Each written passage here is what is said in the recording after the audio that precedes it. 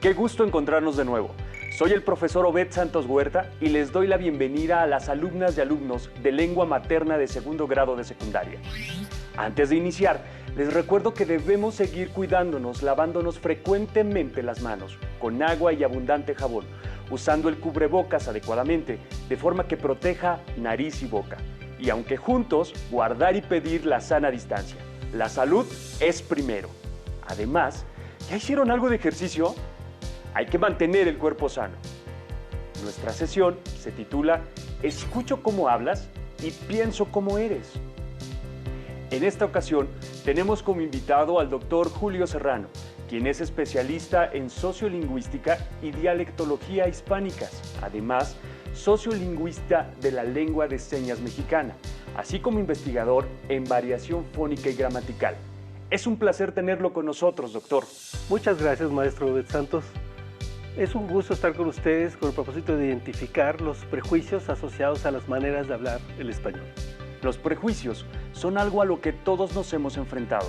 Cada uno de nosotros los hemos tenido y también hemos sido blanco de ellos. Por eso es importante poder identificarlos. En este caso, cuando son empleados de manera lingüística. Juntos vamos a revisar la importancia de reconocerlos.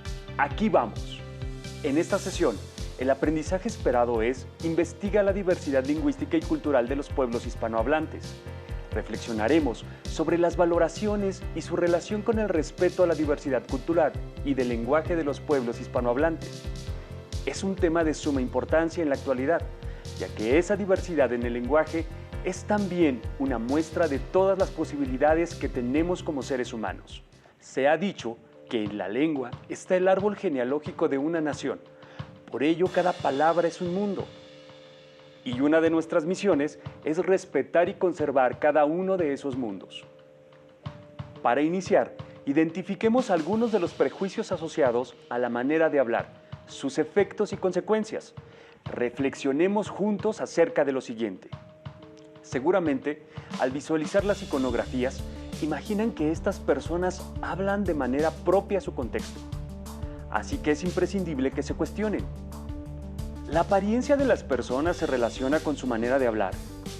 ¿Consideran que los jóvenes y los adultos tienen distintas formas de hablar y expresarse? ¿Alguna vez los han juzgado o etiquetado por la forma en la que hablan?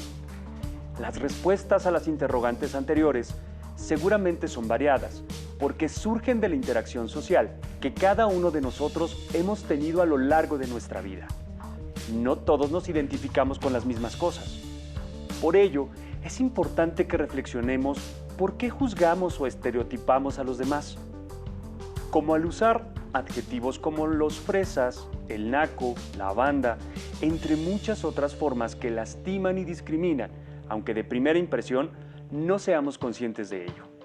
Este tipo de prejuicios, además, afectan la convivencia de los pueblos, sin valorar la riqueza lingüística y cultural que todos aportamos a nuestro mosaico social. Pero antes de entrar en materia, es importante que conozcan qué es un prejuicio y qué es un estereotipo lingüístico. Estereotipo lingüístico es el término que se emplea para una asociación consciente de un rasgo lingüístico con una característica no lingüística, que puede o no responder al uso real de la lengua, según menciona la investigadora Carmen Silva Corbalán en su libro Sociolingüística y Pragmática del Español, como cuando asumimos la forma de que alguien hablará o se expresará simplemente por cómo va vestido. Entre los jóvenes, algunas de las ideas más asumidas son la forma de pensar, aprender y hablar de ciertas realidades de su entorno social. Muchas de estas ideas son compartidas con menor o mayor grado por los otros miembros de la sociedad que están cerca de ellos. Y este tipo de pensamientos refuerza las frases cotidianas. Los padres transmiten a sus hijos, los adultos a los jóvenes y así de generación en generación. Estas diversas formas del lenguaje se convierten en etiquetas sociales que se han impregnado de tal manera que forman parte de la cultura social, misma que no siempre es justa con todos los grupos. Por otra parte, un prejuicio lingüístico es una opinión negativa sobre una persona que se basa en su manera de hablar, usualmente el desconocimiento de la existencia de variedades lingüísticas provoca que muchas personas se formen prejuicios al enfrentarse a variantes del español que no son las que conocen. Doctor Julio Serrano, la primera pregunta obligada sería: ¿usted cómo identifica los prejuicios lingüísticos? Bueno, los prejuicios o ideologías lingüísticas surgen siempre por el contacto entre variantes de las lenguas o entre lenguas distintas, sobre todo cuando existe una relación asimétrica entre ellas. Normalmente son juicios de valor sobre las características de la lengua en cuestión, pero estos juicios abarcan terrenos más allá de la expresión lingüística. También tienen que ver con toda la percepción que se tiene sobre la cultura de los hablantes. Entonces, ¿cómo identificar los estereotipos formados por el estilo del habla? Los estereotipos pueden atestiguarse en el habla cotidiana cuando una persona imita a hablantes de otras variedades. Por ejemplo, también se expresan en los doblajes de películas, de series de televisión, en personajes cómicos, de internet, en televisión, en los memes incluso. Con base en su respuesta, ¿cómo podríamos decir que los prejuicios lingüísticos y estereotipos condicionan la convivencia social? Los estereotipos negativos sí pueden ser muy dañinos, porque caracterizan a los hablantes como seres incompetentes, ignorantes o incluso peligrosos para la sociedad. O puede que los encasille en un rol que no necesariamente es el que desean o tienen pensado cumplir.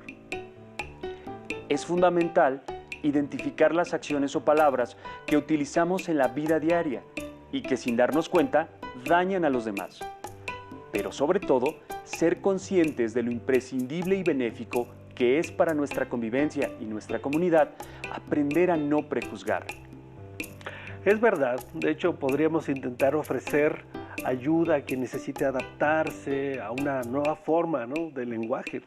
Tal como sucedió en la historia Pigmalión, una obra del dramaturgo inglés George Bernard Shaw, publicada en 1913. En ella acompañamos la travesía de una chica vendedora de flores que nos retrata el efecto social de los prejuicios lingüísticos. Veamos el siguiente video realizado por la alumna Alexandra López Cárdenas. Pigmalión. Esta historia comienza con un profesor de fonética llamado Henry Higgins, quien transcribe a la salida del Covent Garden la dicción de las personas que se resguardan de la lluvia junto a él. Ahí se encuentra a una florista, Eliza Doolittle, quien para ser una señorita, muchos consideraban que hablaba de forma vulgar, que la desentonaba de las demás señoritas, pero destacaba en su manera de vender sus flores.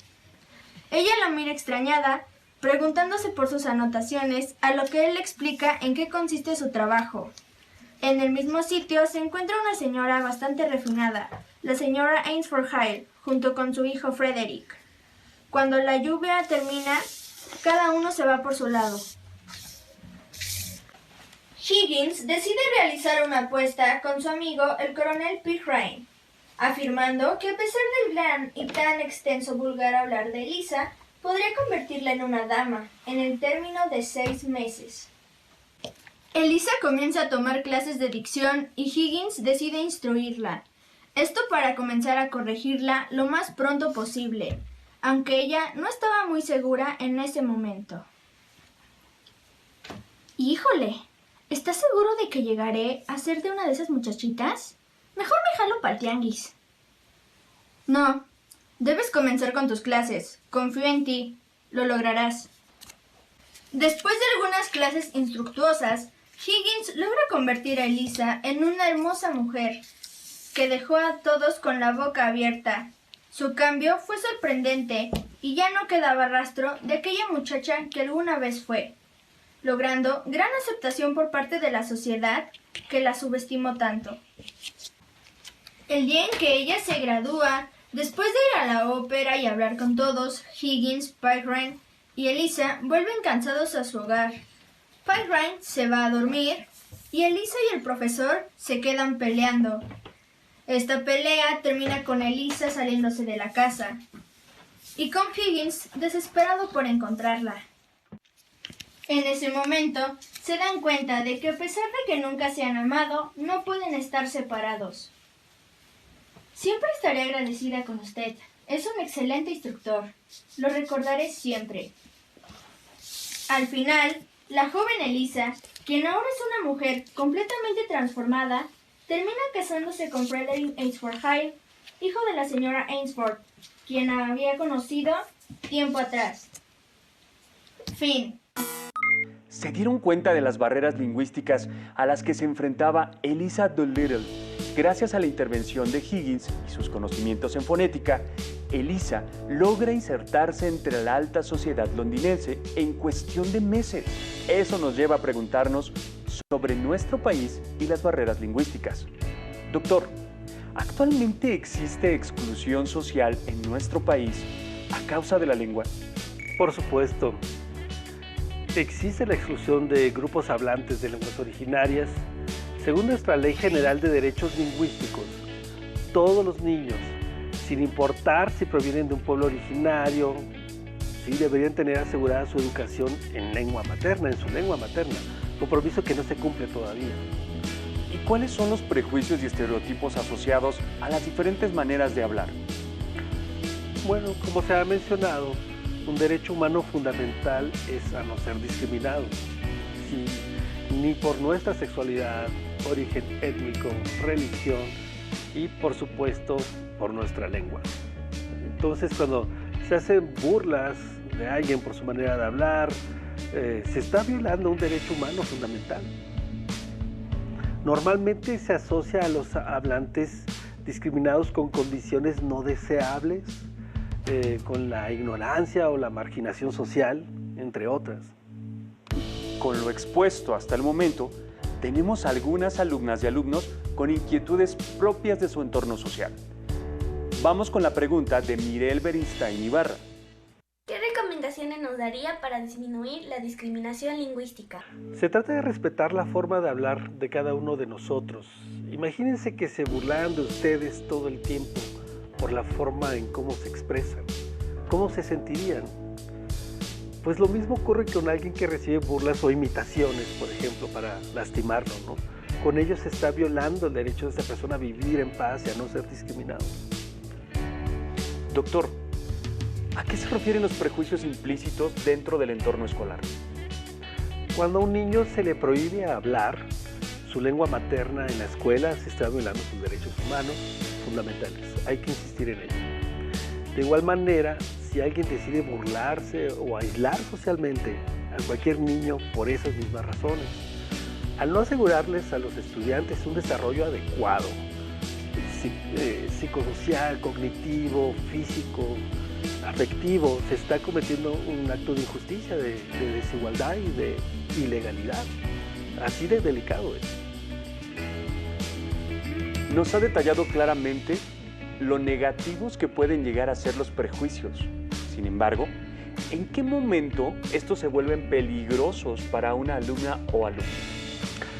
Los prejuicios se vuelven peligrosos cuando una ideología lingüística, es decir, alguien que piensa que su forma de hablar es superior, ¿no?, impide la convivencia sana y respetuosa entre los hablantes. Debido a las variantes del español, en muchas ocasiones se origina el estereotipo de que en ciertas regiones del país las personas hablan mal. Esto puede ser a causa del uso excesivo de frases, acentos particulares o a la diferencia fonética en ciertos términos o expresiones. No hay forma buena o mala de hablar una lengua. Nuestro entorno y el contexto de habla determinan y guían la forma en que nos expresamos.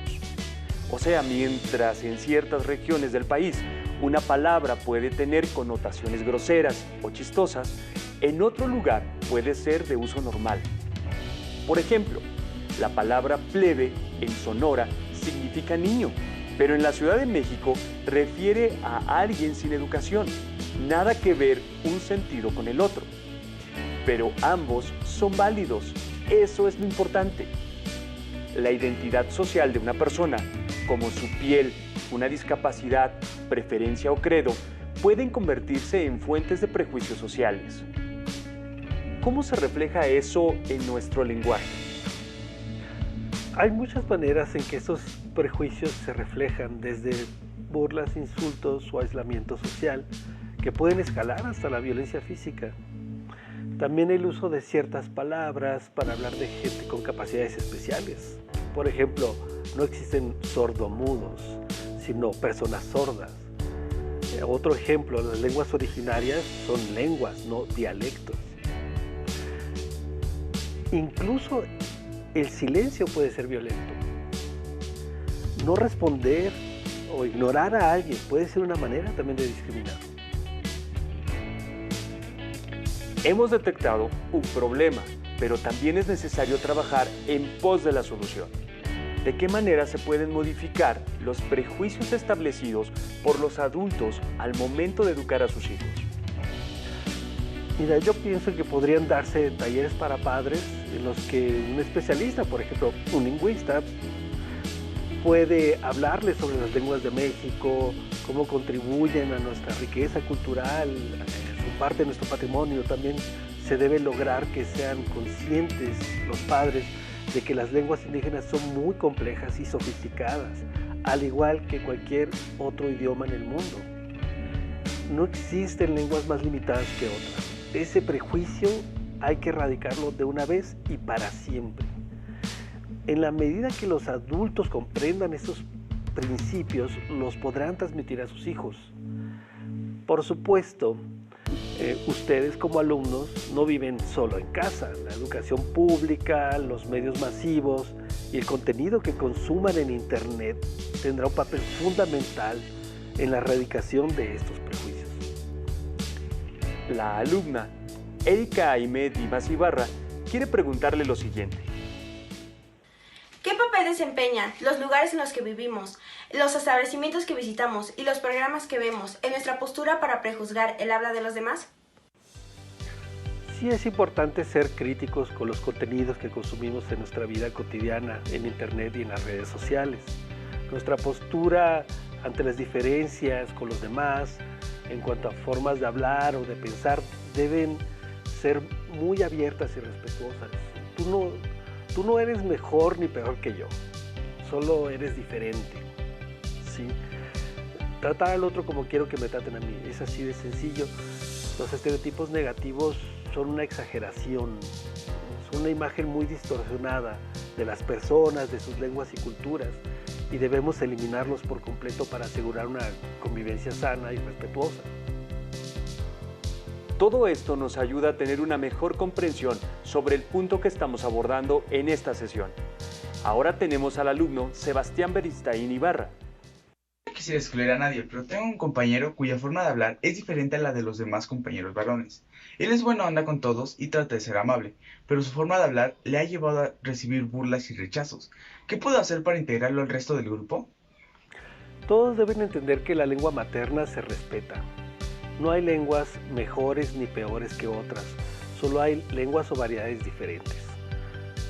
Cuando se entiende esto, ¿no? Y cuando exista la voluntad de ponerse en los zapatos del otro, de ser empáticos, se empezará a integrar a los alumnos con lenguas o variedades de habla distintas. Ojo, también existe un proceso por lo general inconsciente que se llama acomodación lingüística, que es más fácil que ocurra entre la niñez y los 14 años. Y este proceso hará que esta persona acomode su habla cada vez más a la de la comunidad a la que llega. Entonces, el individuo cambiará su forma de hablar debido a la interacción, pero el grupo que lo recibe también debe respetar las formas de expresión originales de este chico. Escuchemos la pregunta de la alumna Almanelis Rafael Joaquín. Soy de origen étnico y vine a la ciudad junto con mis padres en busca de nuevas oportunidades para mí, pero lo único que he obtenido de las personas son malos tratos y humillaciones por mi forma de hablar el español, cuando mi lengua materna es el ñañú. Vine en busca de nuevas oportunidades, pero las personas no me dan esa oportunidad. Tema gallete painda hangagi abun. Lo que realmente quiero decir es qué puedo hacer para que la gente ya no me mire así. Tú tienes el derecho a hablar tu lengua materna y a que se respete tu forma de hablar también el español. Los que deben modificar su conducta son tus compañeros y tus profesores, no tú. De hecho, tu bilingüismo, ¿no?, que es esa maravillosa capacidad de hablar dos lenguas, te da ciertas ventajas cognitivas que los que solo hablan español no tienen. Esa es una realidad. Con el tiempo vas a ir perfeccionando tu dominio del español. Tú sigue interactuando con libertad y por favor, tampoco dejes de hablar tu lengua materna con tus padres y en tu comunidad.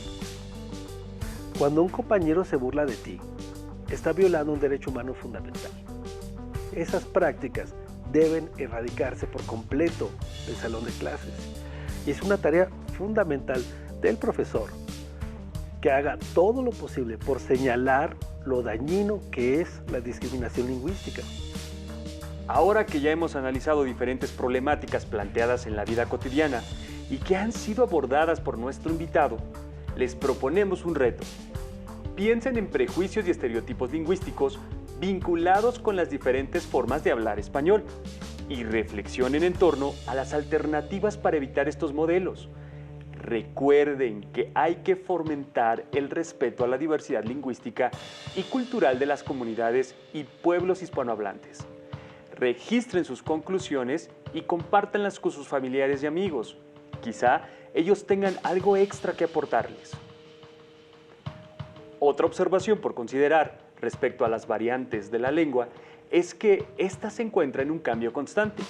Por ejemplo, si se comparan las diferencias entre el habla de los jóvenes y la de los adultos mayores, notaremos esas diferencias claramente.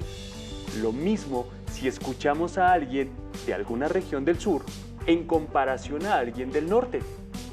En efecto, la capacidad de acoplamiento y variación que tiene la lengua es una de sus características más especiales y valiosas. Escuchemos lo siguiente. Acá en Monterrey, Nuevo León, las huerquillas, los huerquillos, como todos los del norte, pues hablamos bien curado, la verdad. Y eso, pues es orgullo. Creo que cada parte del país de México tiene su propia forma de hablar, pero ya es una manera, una tradición que no nos la van a quitar.